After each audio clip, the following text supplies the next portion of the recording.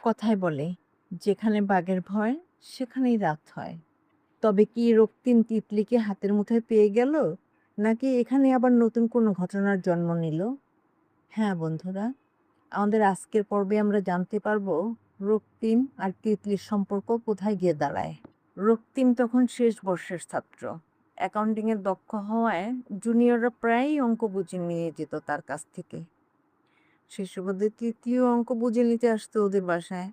রক্তিমের আম্মু বুঝতে পারতেন ছেলের মনের কথা, মেয়েটিকে তার বেশ পছন্দ।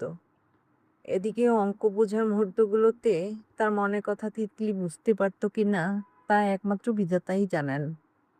মেয়েটির আগমনে তার হৃদস্পন্দন বাড়িয়ে দিত বহুগুণ। সেটা বলার অপেক্ষা রাখে না। লোকে বলে, ভালোবাসার কথা প্রকাশের পূর্ব মুহূর্ত পর্যন্ত এক প্রকার চঞ্চলতা সৃষ্টি করে আমাদের মনে। কিন্তু আমাদের আজব এই মনের ইচ্ছেগুলো সর্বদা উল্টা ধারায় প্রবাহমান। মন চায় ভালো লাগার মানুষটার নিজ থেকে বুঝে নিক ভালোবাসার বার্তা। মানুষের মন বড্ড বিচিত্র এক জিনিস, যা বোঝা স্বয়ং মানুষেরই অসাধ্য।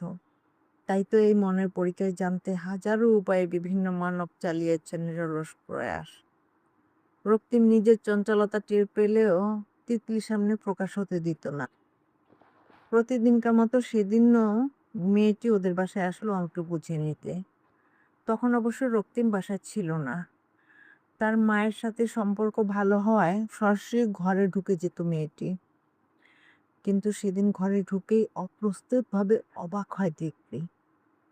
রক্তিমের মায়ের সামনে হাঁটু গেড়ে বসে দুহাত জোর করে কাঁদছেন তিতলির বড় চাচা। এটা কিভাবে সম্ভব? বড় চাচা দেশের নামকরা শিল্পপতিদের মধ্যে একজন, বড্ড ব্যস্ত মানুষ। কিন্তু সে নিজের চোখের সামনে এ কি দেখছে? বড় চাচা কেনই বা মহিলার হাত ধরে কাঁদবেন? নিজের ভাইয়ের মেয়েকে দেখে হতভম্ব হয়ে গেলেন চাচা। লজ্জায় মাথা নিচু হয়ে আসে ওনার। তিতলি বুঝতে পারল রক্তিমের আম্মুও কাঁদছেন।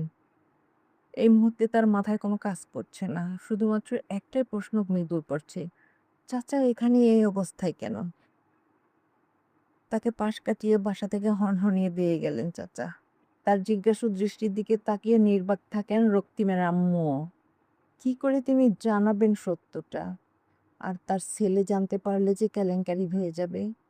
এক অজানা ভয়ে বুক কেঁপে ওঠে তারও। হুইসেল বাজতেই ট্রেনটা ঝাঁকুনি দিয়ে চলতে শুরু করে। প্ল্যাটফর্মে কাঙ্ক্ষিত কারো অভাব রক্তিমকে বুঝিয়ে দিল তার না আসার বার্তা। অথচ এই মেয়েটাই একদিন হাতে হাত রেখে বলেছিল তার ডাকে সাড়া দিতে সে মৃত্যুপুরী থেকেও ছুটে আসবেন। ট্রেনের গতি বাড়তে থাকে, সেই সাথে বাড়তে থাকে তার স্মৃতিচারণের মাত্রা।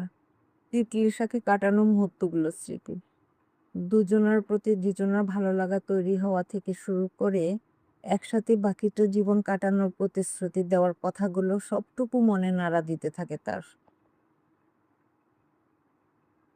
প্রথম প্রথম অঙ্ক বুঝতে আসলেও পরে কারণে অকারণেই আসা হতো তার ঘরে। অগোছালো রক্তিমের নামে খুব করে নালিশ জানিয়ে আসতো মায়ের কাছে। এর মধ্যে একদিন রক্তিম জানতে পারে তিতলি বড় চাচা মায়ের সামনে হাঁটু গেড়ে হাত ধরে কান্না করার কথা। সে ভেবে পায় না এমন আচরণের কারণ কি।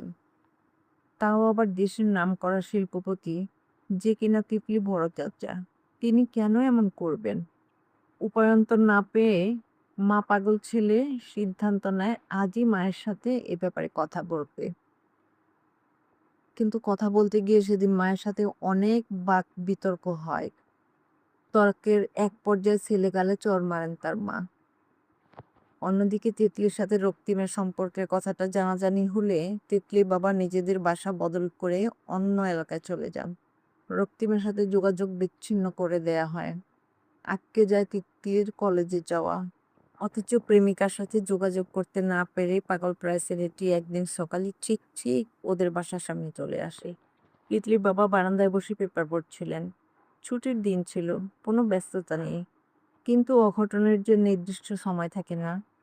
রক্তিমকে বাসার সামনে দাঁড়িয়ে থাকাটা তিতলির বাবার কাছে অনেকটা অঘটনের মতোই। ছুটির দিনে পাত্রপক্ষ আর তিতলিকে দেখতে আসবে। পছন্দ হলে খুব শিগগিরই বিয়ের কাজটা শেষ করে ফেলবেন। এমন পরিস্থিতিতে ওই ছেলেকে বাসার সামনে দাঁড়িয়ে থাকতে দেওয়াটা কোনো মতেই উচিত হবে না। কাজের লোক গিয়ে রক্তিমকে বাসায় ডেকে পাঠান। সে ভিতরে গেলে বাবা আর চাচা মিলে তাকে অনেক মারেন, পরে বাসা থেকে বের করে দেন। আমাদের গল্পটি যদি ভালো লেগে থাকে তবে আগামী পর্বের জন্য কমেন্টে জানান প্লিজ। চ্যানেলটি সাবস্ক্রাইব করে আমাদের সাথেই থাকুন। ধন্যবাদ।